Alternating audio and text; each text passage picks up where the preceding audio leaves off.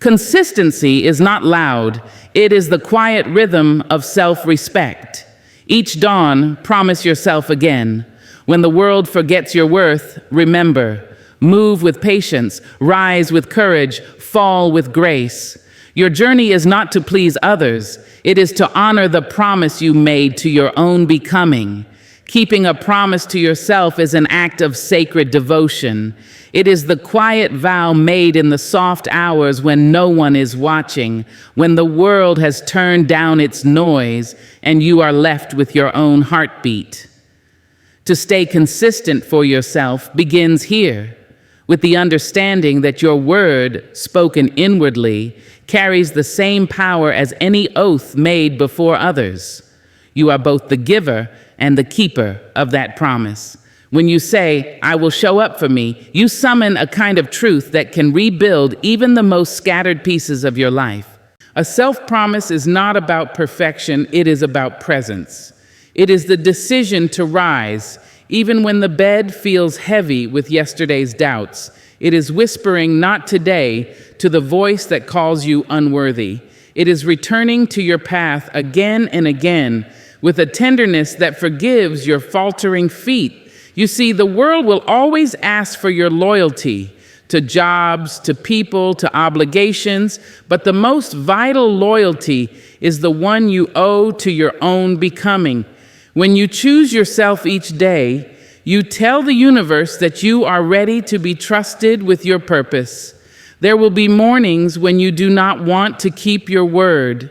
The body will ache, the spirit will feel dull, and the mind will bargain for rest.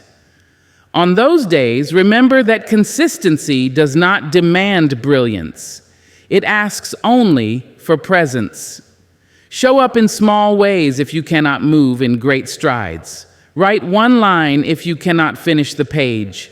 Walk to the door if you cannot face the road. The power lies in the act of showing up. Each small effort says, "I am still here. I am still trying." Promises kept to oneself become the quiet foundation of confidence. When you prove to your own heart that you will not abandon it, you begin to trust your reflection again. That trust grows into strength, and that strength becomes a rhythm.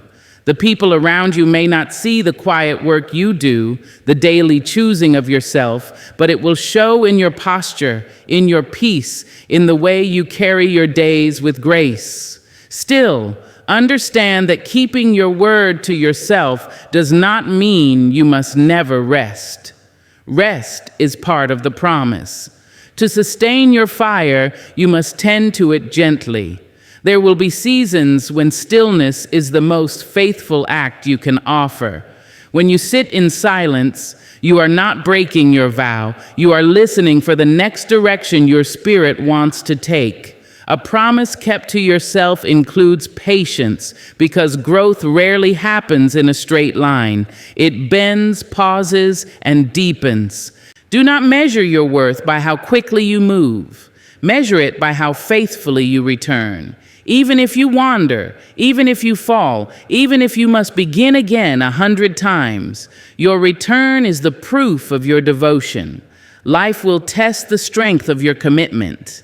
People may doubt your dream, circumstances may delay your progress, but as long as you keep choosing to honor your own word, you are succeeding. There is a power that grows from this practice, an unshakable knowing that you are dependable to yourself. When you can trust your own promise, the noise of the world loses its grip. You no longer chase validation because you have already crowned yourself with integrity. You move through your days with a quiet certainty that no matter how dark the hour, you will rise again because you said you would. And that, more than anything, is the art of staying consistent for yourself, by yourself, through yourself. Motivation is a flame, bright, exciting, and full of promise, but like all flames, it flickers. It cannot always be trusted to stay. Some mornings it will burn hot and bold, pushing you to move mountains. On others, it will be nothing more than a faint glow, barely lighting your path. That is where discipline steps in. Discipline is not as dazzling as motivation. It is quiet, patient, and often uncelebrated. Yet it is the steady pulse that keeps your dreams alive when excitement fades. Discipline says, "I will do it because I said I would," even when the heart feels tired and the mind would rather rest. To stay consistent for yourself, you must learn to honor the dull days as much as the inspired ones. The world praises passion, but it is discipline that carries the weight of greatness. Motivation gets you started, but discipline keeps you standing when every reason to quit seems justified. It is easy to move when energy is high, when the vision is clear, when applause surrounds you. But when silence falls and no one is watching, discipline becomes your only witness. It is the quiet agreement between your present self and the future you are building. Discipline does not come from force, it grows from understanding. You do not have to be harsh with yourself to be consistent. You only need to decide that your purpose is worth the effort, even on the hardest days. Every act of discipline is an act of love, a declaration that your dreams matter enough to be protected from your moods. When you wake and the voice of doubt begins to whisper, "Not today," discipline is the answer that says, "Yes, today too." It teaches you that feelings are temporary, but commitments are sacred. The beauty of discipline is that it creates freedom. At first, it feels like a cage, a set of rules binding your days. But as time passes, those same boundaries become the foundation that holds your life steady. The artist who paints daily finds freedom in the brush. The student who studies each morning finds peace in knowing they are prepared. The body trained with care learns the joy of movement. Discipline liberates you from the chaos of inconsistency. It frees you from relying on emotion to do what must be done. There will always be a part of you that craves comfort. That part will whisper that rest is sweeter than progress, that the work can wait until tomorrow. But each time you choose action over excuse, you strengthen a deeper part of yourself, the part that knows who you are meant to become. Discipline does not silence comfort completely, but it teaches you to walk past it. It reminds you that growth does not come from what is easy, but from what is repeated, even when it's hard. True discipline is not born in grand moments. It is shaped in the small, invisible ones. It's found in the decision to wake up 10 minutes earlier to read another page, to say no when distraction calls your name. It builds quietly, like a stone wall, one choice at a time. And one day you look around and realize you have become the kind of person you once admired, reliable, focused, calm in the face of delay. Do not wait for motivation to visit you before you act. It is a kind guest, but an unreliable one. Instead, make discipline your companion. Let it guide your hands when inspiration sleeps. Let it steady your steps when the path grows long. In the end, discipline will not only help you achieve your goals, it will shape your character. It will turn the ordinary hours into sacred practice, transforming effort into excellence. And when others ask how you remain so steady, you will know the truth. You did not rely on the fire of feeling, but on the quiet power of promise kept through discipline. Failure is a language the soul must learn if it ever hopes to speak the truth of growth. It is not a punishment, though it often feels like one. It is a teacher, stern, yes, but also deeply generous. When you stumble, when your plans crumble into dust, you are being invited to meet yourself without the armor of success. That meeting can be uncomfortable, even painful, yet it holds the raw material of wisdom. Grace in failure is the art of staying kind to yourself when life is not kind to you. It is the quiet decision to hold your dignity even when your hands are trembling. There is a particular kind of beauty in falling and choosing not to curse the ground that caught you. Grace means you do not rush to cover the bruise or deny the ache. Instead, you look at it with tenderness. You ask, "What is this moment here to teach me?" Every failure has a lesson folded inside it, but you must be still enough to hear it. Sometimes the lesson is humility, sometimes patience, sometimes courage. Whatever it is, it will come to you only when you stop running from the disappointment and start listening to it. To fail gracefully does not mean to pretend you are unhurt. It means to honor the hurt without letting it define you. Cry if you must, rest if you must, but rise with gentleness. Do not turn your heart into a courtroom where every mistake is sentenced to shame. Instead, turn it into a classroom where even the smallest error is allowed to teach. When you grant yourself that mercy, you transform failure from an ending into a beginning. Grace is not weakness.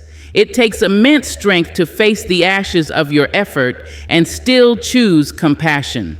The world may tell you that success defines your worth, but grace reminds you that your worth is untouchable. You are no less valuable on the days when you fail than on the days when you triumph. What matters most is the courage to keep showing up, to keep trying even with scraped knees and tired eyes. Failure strips away illusions. It humbles the ego that once thought it had control, and in that humbling, it clears space for truth. You begin to see that failure does not come to destroy you, it comes to refine you. It polishes the rough edges of pride, deepens empathy, and strengthens resolve. When you look back on your hardest seasons, you will often realize that they were the very soil from which your character grew. The pain you once resented becomes the wisdom you later rely on. To carry grace in failure also means to forgive yourself for not knowing better sooner. There will be moments when hindsight makes you ache, when you wish you had chosen differently, spoken softer, tried harder, but regret is a heavy coat that keeps you from moving freely. Let it fall. Thank your past self for doing the best they could with the understanding they had. That kindness is a bridge between who you were and who you are becoming. And when others fail, remember your own lessons. Offer them the same softness you once needed. Do not mock, do not measure, do not turn away. Grace is not complete until it extends beyond you. When you can look at someone else's failure and still see their potential, you have learned the true essence of grace. So when the next fall comes, and it will, do not fear it. Stand slowly, gather the pieces with care, speak to yourself with gentleness. Say, I am learning, I am becoming. For failure, when met with grace, is never the end of your story. It is simply the moment your spirit learns to rise with greater wisdom and deeper peace. Rituals are the rhythm of a life that refuses to drift. They are the small sacred acts that anchor us when the noise of the world grows loud. To stay consistent for yourself, you must build rituals that nourish your spirit and steady your mind. They do not need to be grand gestures. They only need to be sincere. A ritual can be as simple as breathing deeply before the day begins or whispering gratitude before sleep. It is not the size of the act that matters. It is the devotion behind it. Every small, intentional moment becomes a thread in the tapestry of self-respect. When you create daily rituals, you give shape to your days. The sun rises for everyone, but it greets differently those who meet it with purpose. A morning ritual, stretching your body, journaling your thoughts, or simply sitting in silence tells your mind that you are ready to be present.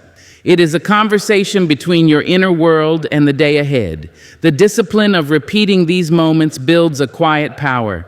Over time, these acts transform from tasks into truths, from effort into ease. Rituals are not meant to restrict you, they are meant to remind you. In a life that constantly demands your attention, rituals whisper, "Come back to yourself." They are pauses of meaning in the rush of motion. When you light a candle before you write, when you walk the same path each evening to clear your thoughts, when you sip your morning tea without reaching for your phone, these are small ceremonies of awareness.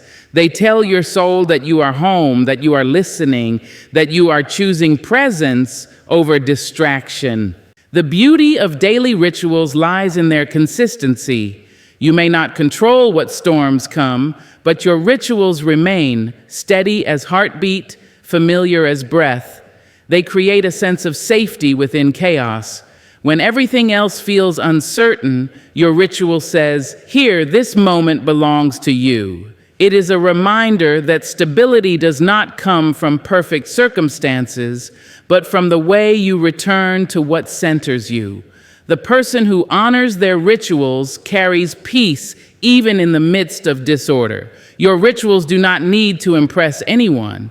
They are not performances, they are promises. Some days you will meet them with joy, other days with fatigue, but every time you show up, you strengthen your relationship with yourself.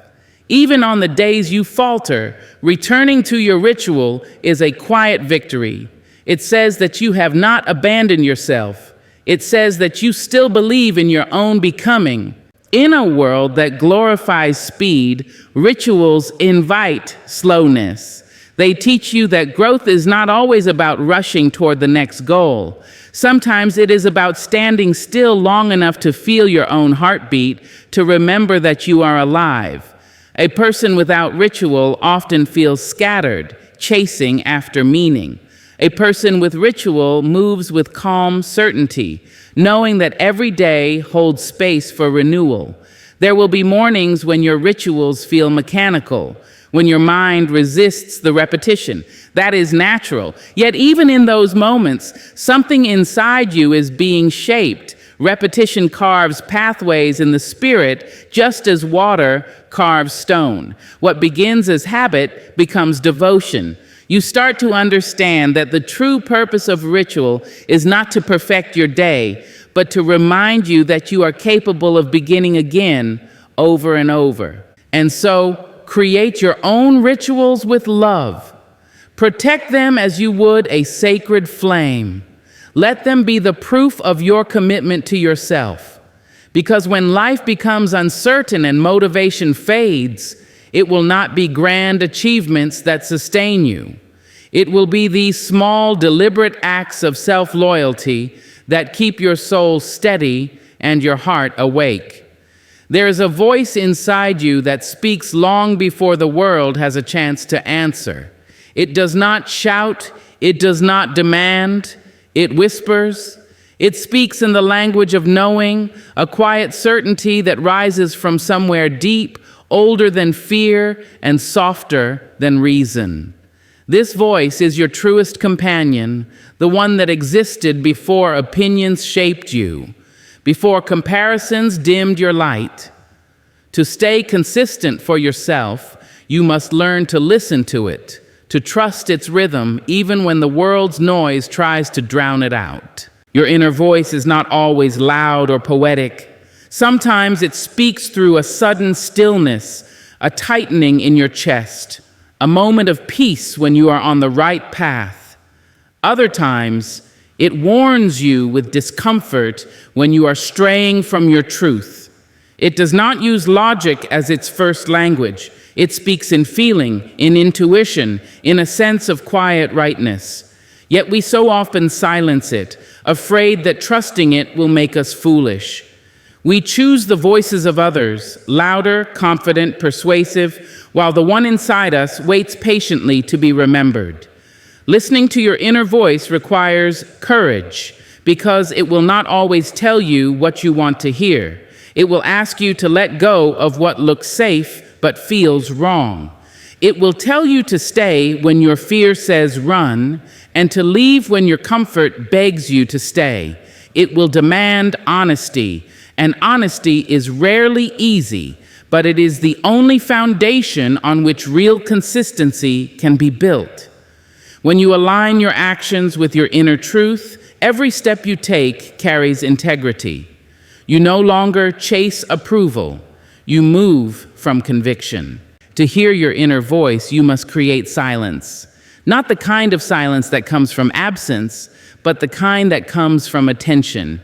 Put down the noise, the endless scrolling, the constant seeking of validation, the chatter of comparison.